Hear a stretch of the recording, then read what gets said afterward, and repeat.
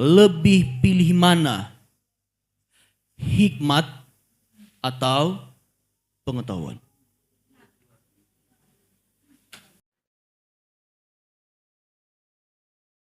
Ya, Bapak Ibu, lebih pilih hikmat atau lebih pilih pengetahuan?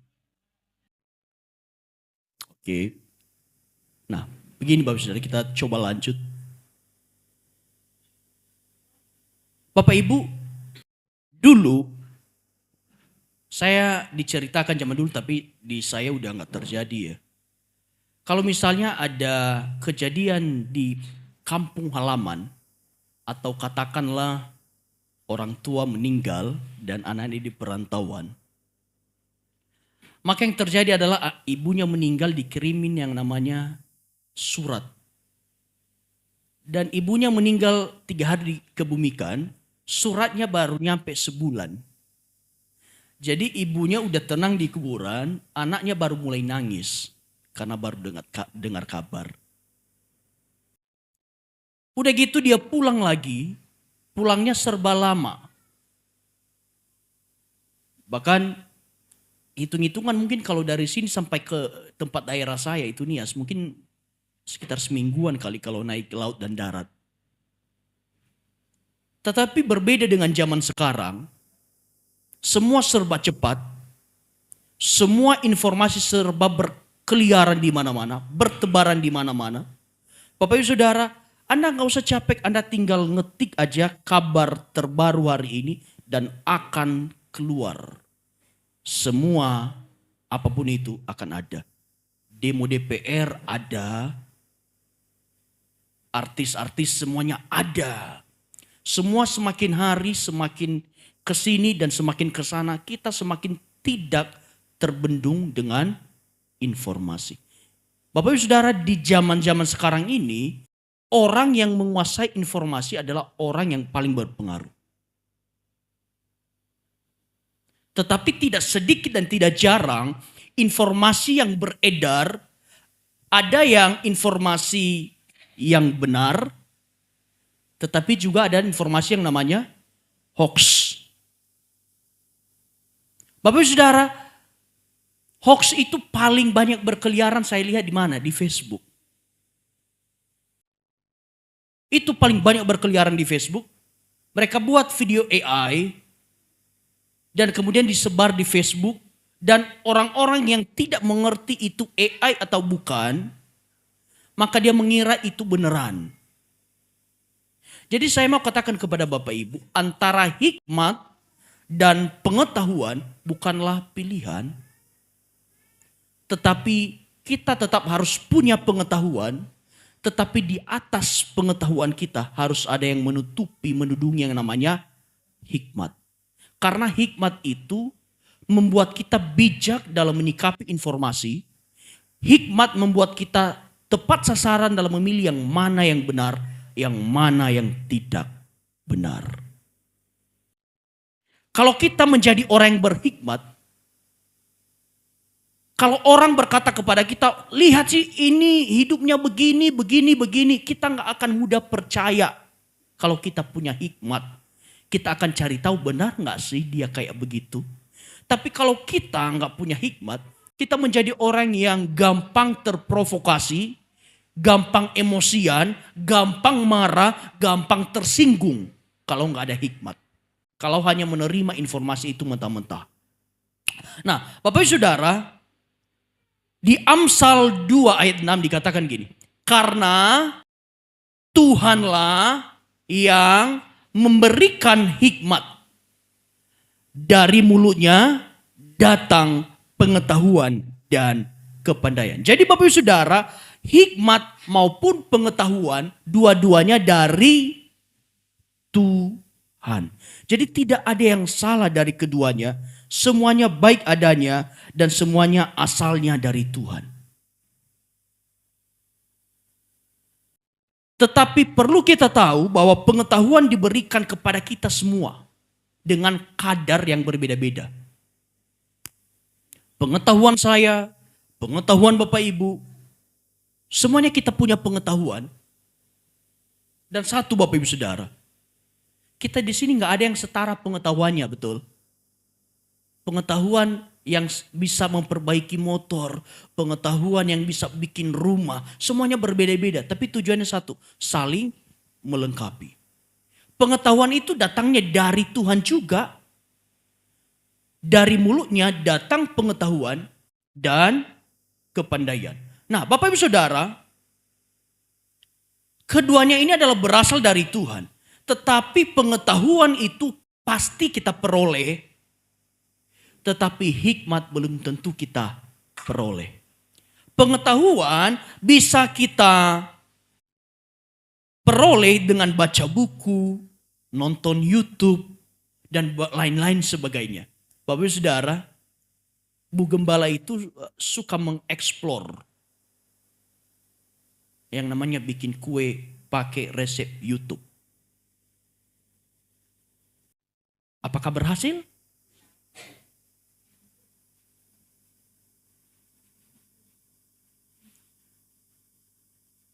Kami pernah makan kue Bu Gembala yang hampir mematahkan gigi.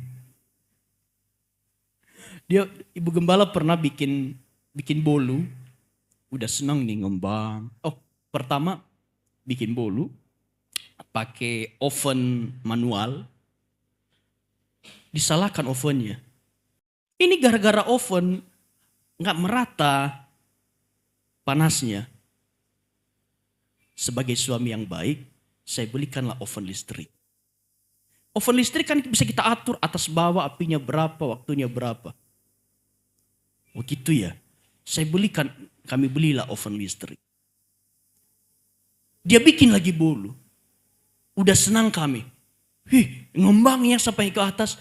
Tiba ke atas, gak lama kemudian kempes. Jadi gak jadi senang Bapak Saudara. Kok begini tiba-tiba kempes.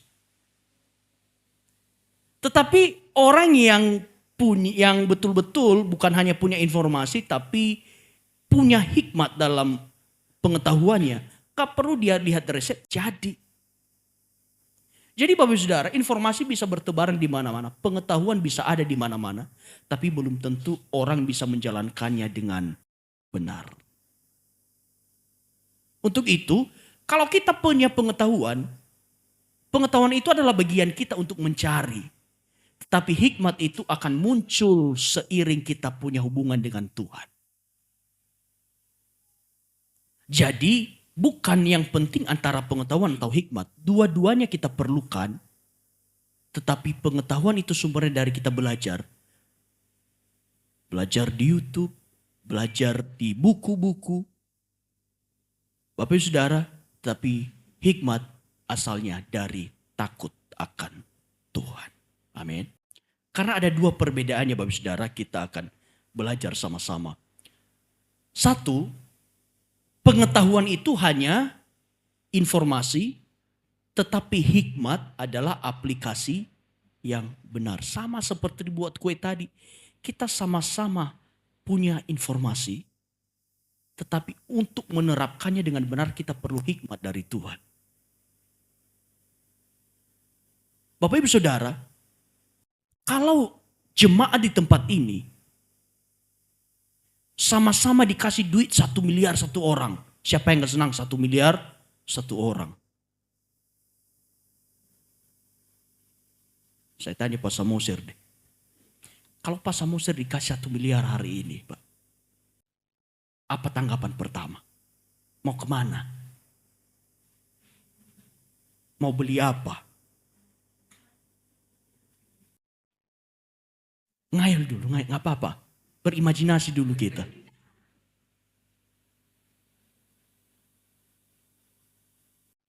Kita punya pilihan yang berbeda-beda. Kalau kita semua di tempat ini dikasih 1 miliar. Mungkin ada yang berpikir begini. Pertama. Mungkin ada yang berpikir saya mau beli mobil. Karena selama ini saya dihina terus sama dia. Jadi kalau udah pakai mobil nanti lebih percaya diri. Saya mau beli sepatu mahal. Saya mau beli baju mahal. Saya mau beli ini, mau beli itu. Tetapi ada juga yang punya pikiran begini.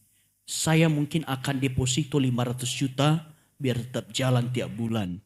Saya akan beli asuransi, beli ini, beli itu. Bapak Saudara, semua kita di tempat ini boleh dikasih 1M tiap orang. Tetapi hasilnya bisa berbeda. Tergantung bagaimana kita menjalankannya. Makanya penting Bapak Ibu Saudara. Apapun yang kita terima dalam hidup kita, kita mengucap syukur ke Tuhan. Kita gajian tiap bulan, kita mengucap syukur ke Tuhan. Dan kita berdoa kepada Tuhan. Tuhan, berikan kami hikmat untuk mengelola berkat Tuhan. Amin. Karena ada yang punya berkat Tuhan melimpah tapi tidak bisa mengelola.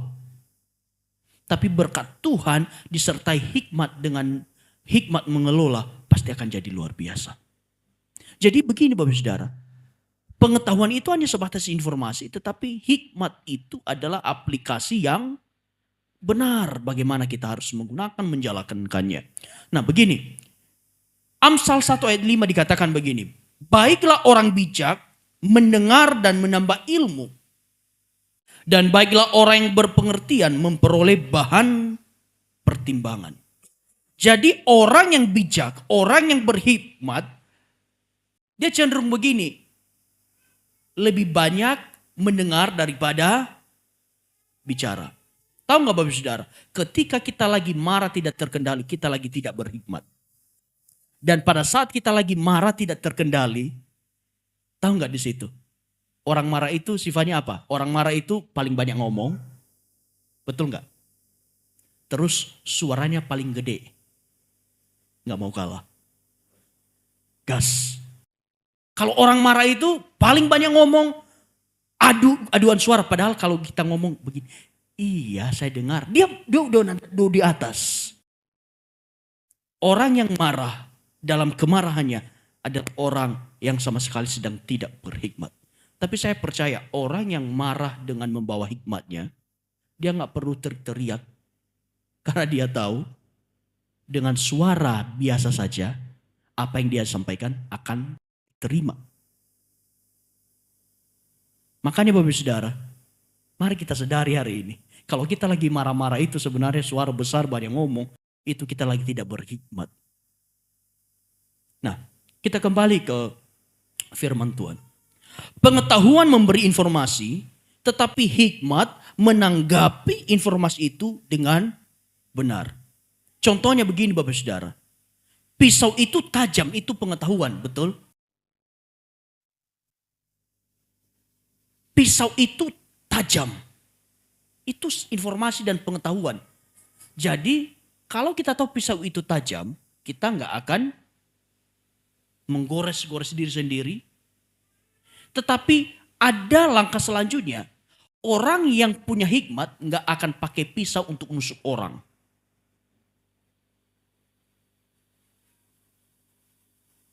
Hikmat berbicara tentang aplikasi yang benar. Tentang bagaimana kita cara menggunakan informasi dengan benar.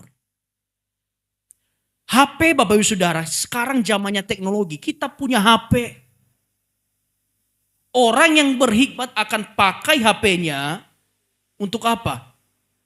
Untuk belajar, untuk memperoleh informasi, untuk belajar firman Tuhan. Bapak Ibu Saudara jujur ya, ini tab, kegunaan utama untuk saya ada 2. Satu, belajar firman Tuhan di sini karena lebih besar. Kedua, saya bikin khotbah di sini. Itu fungsi utamanya, nggak ada yang lain. Dan paling nanti selanjutnya saya akan pakai edit video khotbah dan segala macam. Tetapi ada orang yang menggunakan HP-nya pertama untuk nipu, untuk mengelabui orang. Tiba-tiba kan Bapak Ibu Saudara, tahu nggak? Kita lagi asik makan, tiba-tiba ada yang telepon. Halo Bapak, anak Bapak kecelakaan, transfer 30 juta. Terus kita bilang, biarin aja gak apa-apa, biarin aja. Gak kasihan Pak sama anaknya. Gak apa-apa, saya gak mau transfer, soalnya saya belum punya anak. Kemudian dia marah-marah. Ya itulah tadi, orang yang gak berhikmat itu suka marah-marah. Orang yang punya hikmat akan menggunakan segala sesuatunya untuk pertama paling utama untuk memuliakan Tuhan. Tapi orang yang tidak punya hikmat, dia akan gunakan segala apa yang dia punya untuk menyombongkan dirinya. Jadi itu perbedaan pertama. Pengetahuan hanya sebatas informasi. Tetapi hikmat memberikan kita pilihan untuk menjalankan informasi itu dengan benar. Yang kedua Bapak Ibu Saudara, pengetahuan bisa membuahkan kesombongan. Tetapi hikmat menghasilkan kerendahan hati. Saya paling ingat dengan satu pepatah ini, Bapak Ibu Saudara. Padi yang berisi makin menurunduk. Tapi padi yang gak ada isinya makin. Bapak Ibu Saudara begini. Saya melihat ada satu influencer di TikTok, di YouTube. Pintar, banyak uang. Tetapi karena dia tidak punya hikmat, dia melukai hati dan perasaan banyak orang. Orang digoblok-goblokin lah. Orang dibilang bodoh lah. Orang yang nge-gym dibilang bodoh. Segala macam. Iya. Bapak Ibu Saudara. Orang yang punya pengetahuan tanpa hikmat cenderung menyombongkan diri dan menyakiti hati orang lain. Tetapi orang yang punya banyak pengetahuan tetapi ada hikmat di dalamnya, pasti semakin hari semakin akan merendahkan diri di hadapan Tuhan. Karena orang berhikmat itu begini. Dia sadar bahwa pengetahuan itu dari Tuhan. Kapanpun bisa Tuhan ambil. Kedua, di atas langit masih ada langit. Jadi semakin dia tahu banyak, semakin dia merendahkan diri. Karena simpelnya begini Bapak Ibu Saudara. Ibaratnya ini kalau tubuh kita, kemungkinan pengetahuan itu adalah isinya ini, tetapi hikmat itu adalah tutupnya ini. Kenapa orang yang berpengetahuan tetapi tidak punya hikmat seringkali menyakiti hati orang lain, seringkali sombong? Kenapa? Tutupnya nggak ada, goncang dikit tumpah kemana-mana. Tetapi hikmat berfungsi untuk meredam semua ketumpahan demi ketumpahan. Jadi Bapak Ibu Saudara, di atas pengetahuan kita, apa yang kita miliki, kita harus berdoa kepada Tuhan. Tuhan, tudungi kami dengan hikmat daripada Engkau, supaya kami menjadi tidak tinggi hati. Cara deteksi orang yang hanya punya pengetahuan tapi tidak punya hikmat adalah kita ngomong apapun dengan dia. Oh, saya udah tahu. Kita ngomong satu, dia ngomong 10. Saya biasanya udah malas ngomong dengan orang itu. Jadi Bapak Ibu Saudara, Yakobus 3 ayat 13 dikatakan gini. Siapakah di antara kamu yang bijak dan berbudi? Bagilah ia dengan cara hidup yang baik, menyatakan perbuatannya oleh hikmat yang lahir dari kelemah lembutan. Orang yang punya hikmat pasti akan hidup dengan cara yang lemah lembut atau kerendahan hati. Hikmat gak pernah menghasilkan kesombongan, tetapi hikmat akan selalu menghasilkan kerendahan hati. Orang berpengetahuan seringkali jatuh ke dalam kesombongan intelektual, merasa lebih tahu dari orang lain. Bapak Ibu Saudara, ada satu teman saya pendeta, dia bilang ke saya, dan itu pun saya akhirnya amini dalam diri saya. Dia bilang ke saya, Pak, saya doa ke Tuhan, otak saya jangan sampai 10. Cukup 8,5 atau 9 kurang seon. Daripada otak saya full sekilo tapi saya sombong. Mendingan kurang seon berarti saya masih mengandalkan Tuhan. Karena seonnya masih kurang. Jadi dalam hidup ini Bapak Ibu Saudara, kalau kita merasa paling tahu, seringkali tanpa sadar kita dihantui oleh roh kesombongan karena merasa lebih tahu dari dia, dari dia. Dan akhirnya merasa diri kita lebih layak. Bapak Saudara, pernah gak sih ngerasa, oh harusnya saya yang di situ, saya lebih tahu dari dia. Saya percaya Bapak Saudara, orang yang berhikmat akan senang apabila orang lain dipromosikan. Tapi orang yang hanya mengandalkan pengetahuannya akan merasa lebih pintar dari orang lain, lebih pantas dari orang-orang lain, dan merasa orang lain gak pantas, harusnya dia. Dan akhirnya apa? Orang yang gak berhikmat hanya punya pengetahuan, jadinya apa? Sakit hati terus menerus. Bapak Saudara, orang berhikmat akan tetap rendah hati, tahu bahwa pengetahuan tanpa kasih atau dengan tindakan yang benar adalah sia-sia. Bapak Saudara, gak usah jauh-jauh di tengah masyarakat, biarpun kita pintar kita melebihi orang siapapun di dunia ini, tapi kalau kita gak punya kasih, orang gak akan pernah lihat kita. Saya sering ngomong dengan adik saya, dengan siapapun yang saya temui, saya bilang begini, kamu boleh pintar, tapi belum tentu orang mau pakai kamu kalau kamu gak punya adab. Tapi biarpun pengetahuan kamu pas-pasan, tapi kamu punya kasih, kamu punya adab, orang akan lirik kamu. Orang akan senang, akan merasa nyaman kepada kamu.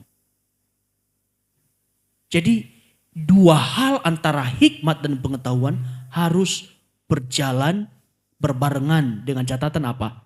Pengetahuan di bawah dan yang menjadi tutupnya di atas adalah hikmat. Supaya nggak meluber kemana-mana dan menyakiti banyak orang.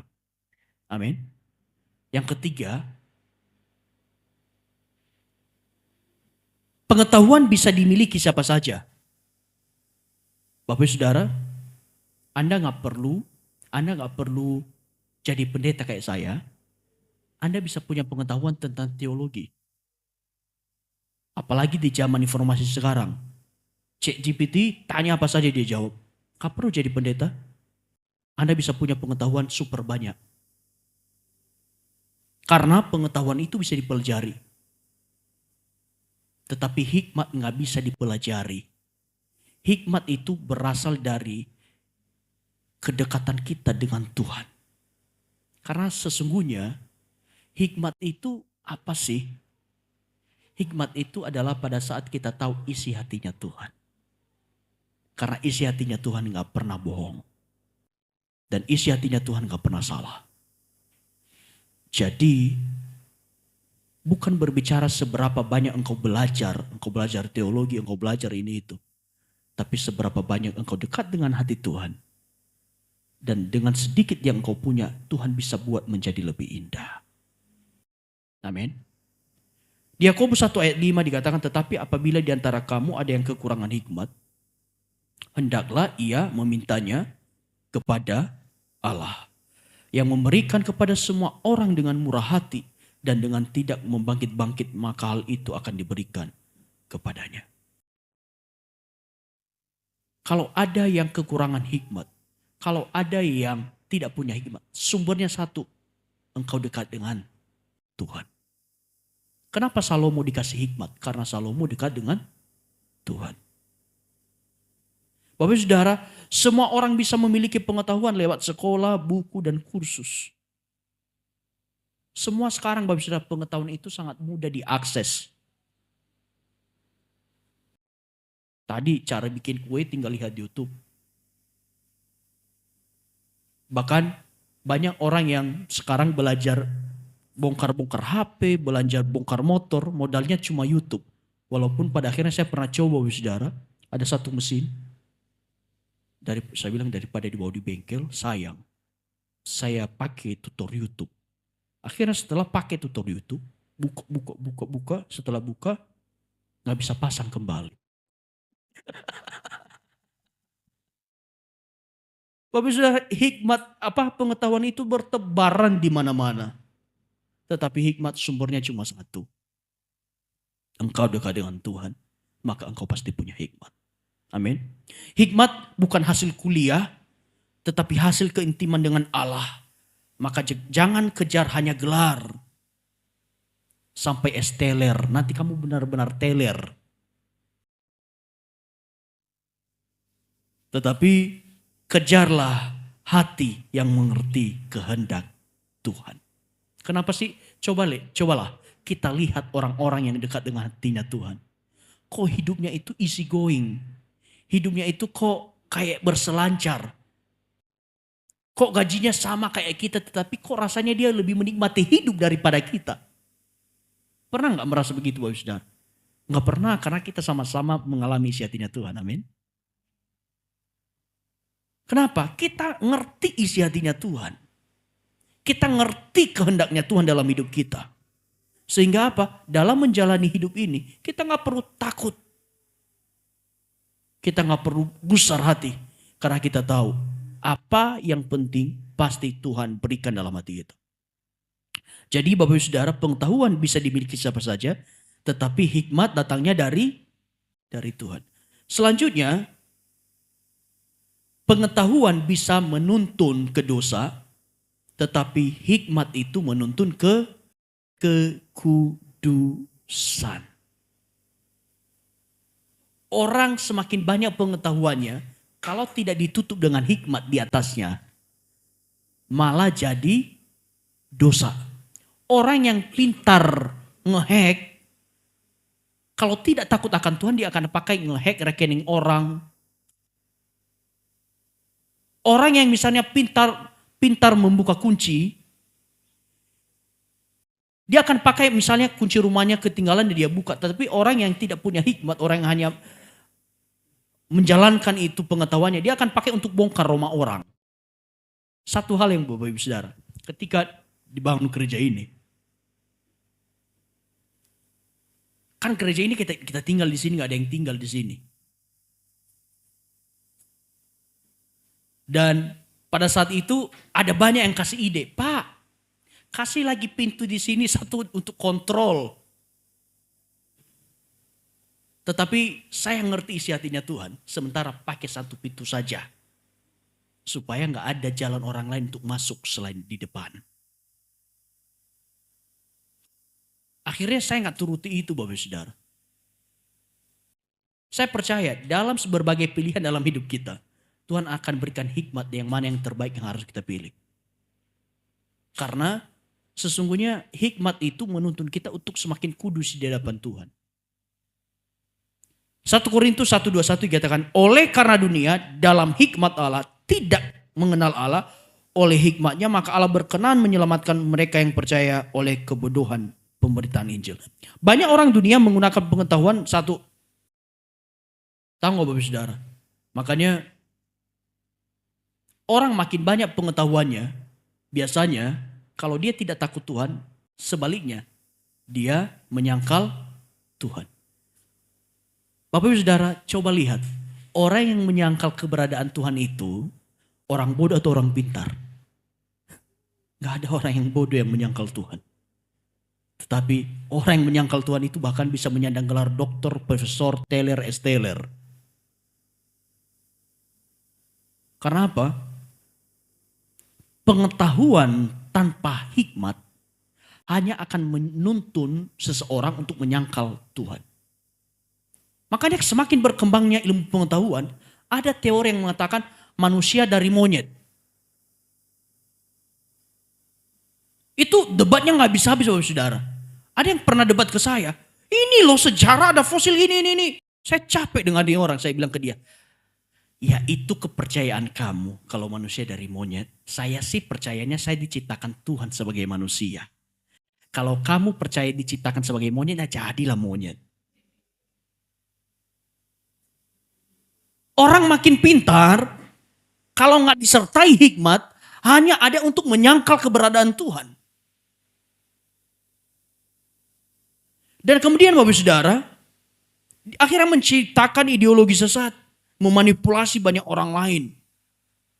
Kalau pintar, karena pintarnya bukan hanya pintar tulus, pintar menipu orang. Pintarnya lagi bukan pintar memuliakan Tuhan, tetapi pintar nipu orang, pintar memanipulasi orang, pintar berbohong. Jadi pintar-pintarnya udah bertingkat-tingkat.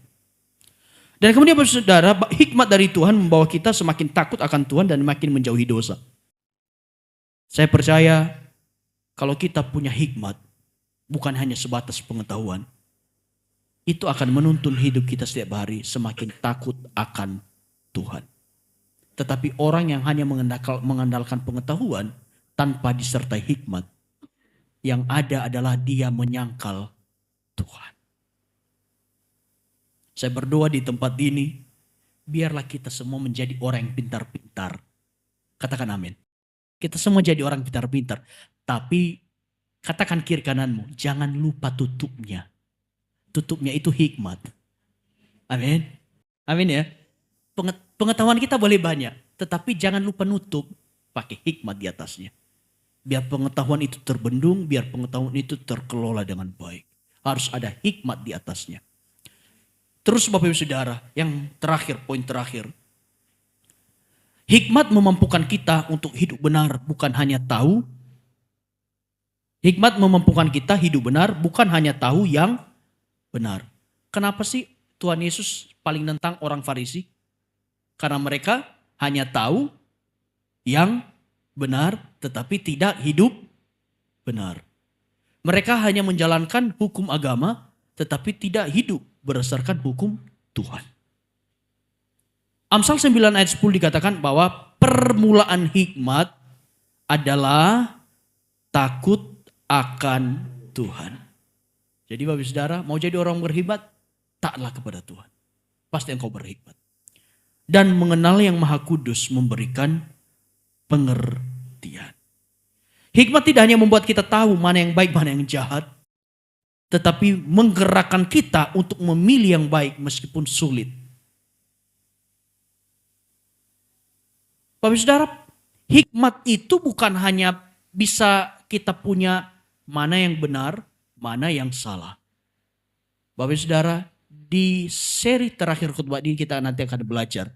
Salomo adalah orang paling berhikmat di muka bumi, tetapi bukan berarti dia tidak jatuh ke dalam dosa.